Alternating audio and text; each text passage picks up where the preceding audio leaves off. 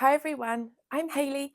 I'm always in the craft room and I have been doing some reflections on the sewing year that was, looking at my favourite garments and my least favourite, and I've also got some nice stats to share with you. So I want to end on a high note with all of my favourites. Let's start with the less successful projects, and the first one is these trousers. So firstly, it's the colour. I don't know what I was thinking, but I just don't like this colour. Personal preference, I just think it's an ugly colour. Why did I buy it? Who even knows?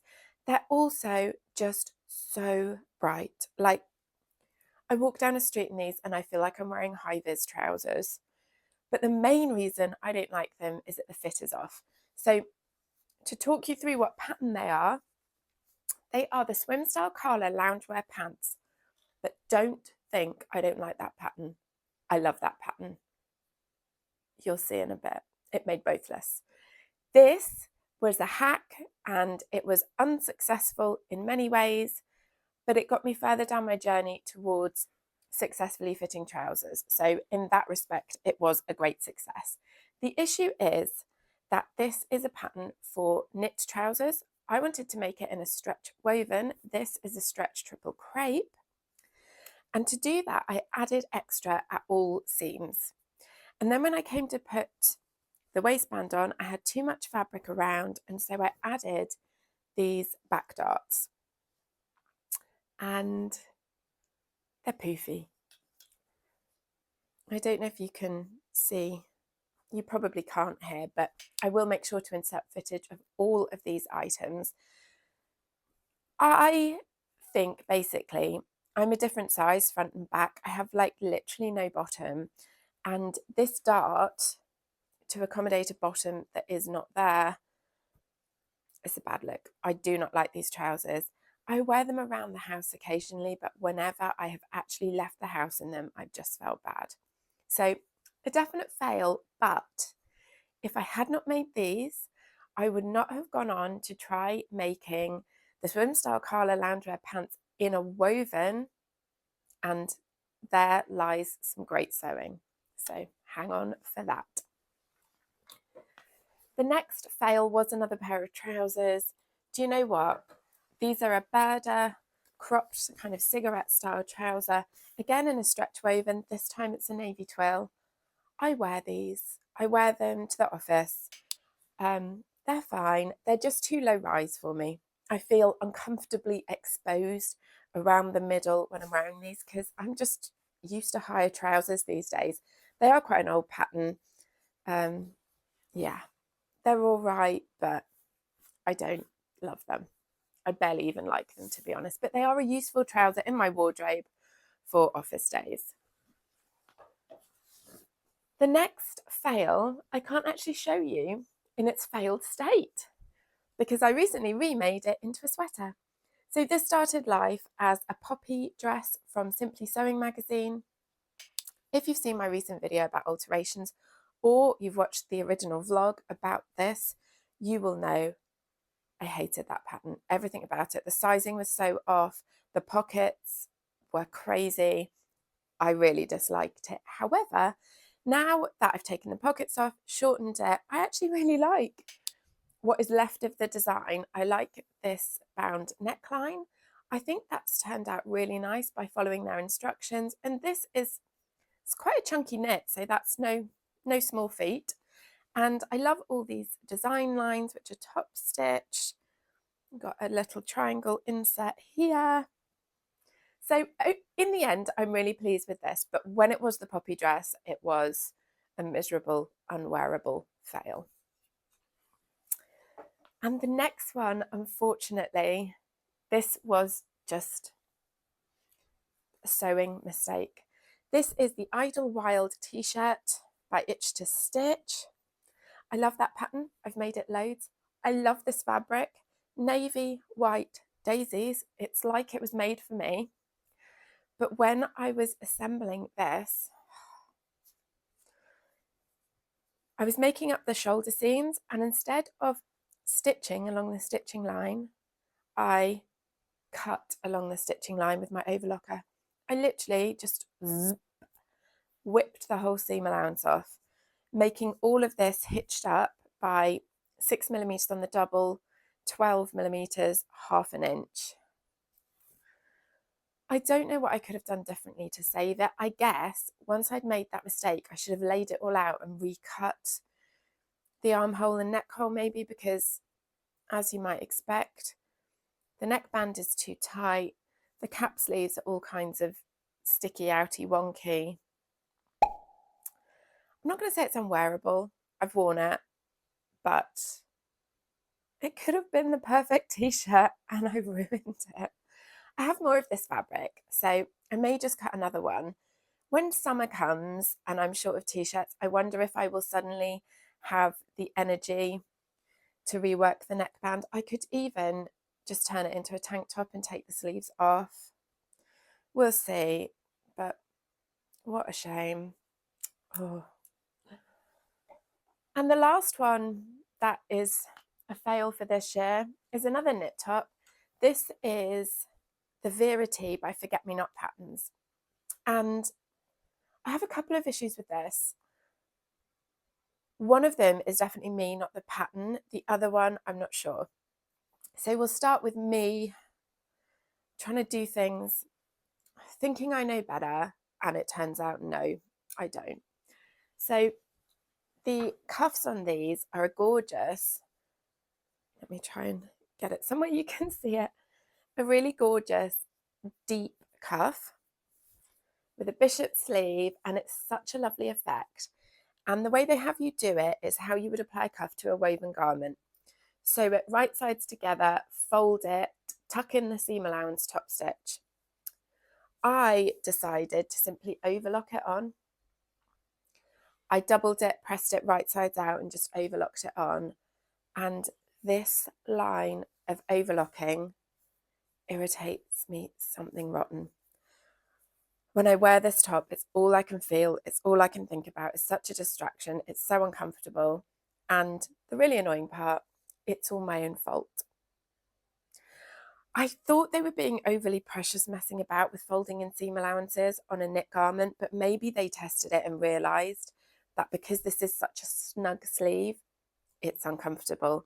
And I quite like the feeling of a snug sleeve. I think it would have felt nice and almost comforting if I'd done it the proper way, but I didn't. But the other thing I don't like about this top, and you can actually see it just on the hanger, is how the front is higher than the back. And I made another version of this, which I've since given to a friend, that also had exactly the same problem. And I don't get it. In the wearing, I was wondering if I need a full bust adjustment for this pattern, but it even does it on the hanger. So, I don't know. Look, you win some, you lose some. Not every pattern's for everyone, is it? I've made it twice. I won't be making it again, but that's not to say there's necessarily anything wrong with the pattern. I'm not sure why it does that thing at the front, and the cuffs was definitely my fault. So, yeah. Unfortunately, this one is not getting worn. I could take the cuffs off, but the front really annoys me. And you know what? I don't love this print. It just feels a bit juvenile to me.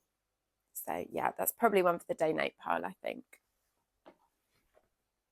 So that's all of the less successful makes. Would you like to hear some stats about my year in sewing? I have my trusty clipboard here, and I can tell you that in 2024, I made 32 garments, which I'm impressed and surprised by, to be honest. That's much more than I thought, especially because a lot of my sewing time this year has been dedicated to making videos about sewing as well as sewing. So that compares to 31 garments last year. So I actually did even better. And I think part of the reason for this is vlogging. So if you have watched my channel throughout the year, you've seen a couple of videos where I've sat down and made proper sewing plans. As in, I've gone through my diary, looked what events I need to dress for, looked through my patterns, picked what I would like to make, gone through the fabric stash and pulled things out. And then I end up with a full written plan. And I've never been that kind of sewer before. I've always had an idea of what I want to make, a kind of list running in the back of my head, but I've never sat down and really married everything up in that way. And the difference it has made is in reducing procrastination. I don't know about you, but when I finish a project, I don't like getting started on the next one. I'm the same with books. I'm a voracious reader, and every time I finish a book, especially if it's one I've liked, I don't like to start the next one, like maybe in case it's not as good or something. I don't know. And with sewing, you're ready for the next project, and then you have to think, right, knit or woven, what would I like to make? Which fabric should I use? Which pattern should I? And so that can leave me kind of spinning my wheels for a few days. Now that I have a list, I usually just go, well, what colour are my machines threaded? Oh, I'll make that. The fabric's already there. I know what pattern I'm doing, and it really has sped things up for me. So I know some people don't like making a plan and feel constrained by it. I would have said I was more in that camp, but surprise, surprise, I've loved it. So of those garments that I made this year, I have made 8 knit tops, 6 woven tops, 1 knit dress, 3 woven dresses, some nightwear, some underwear, and then it's really been the year of the woven trouser for me. So all trousers. I've made 3 knit trousers and 4 woven trousers, and that compares to 1 pair a year for the last 3 years. So it has been the year of the trouser, which brings me nicely on to my top 5. These are in no particular order because I love them all. But from the ashes of the horrible green rises my navy linen trousers. If you've been watching this channel for a while, you're sick of me saying the words navy linen trousers.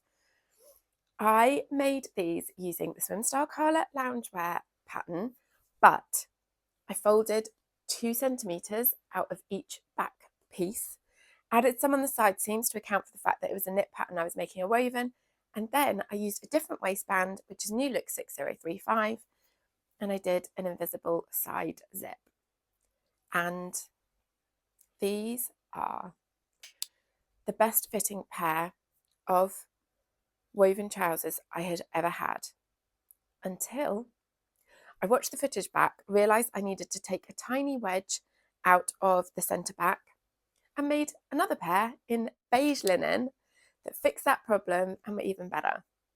So yeah, I'm just super proud, because woven trousers are hard. They're daunting. The fit is a challenge. You change one thing, it changes everything. And I'm so thrilled with these. So much so that I would love a winter pair from like a wool-ish fabric. Actual wool makes me itch. So I need to think about what kind of substrate I could use. I have been looking in the shops. I feel like it's the kind of thing I could not get right online with drape and hand and feel and weight.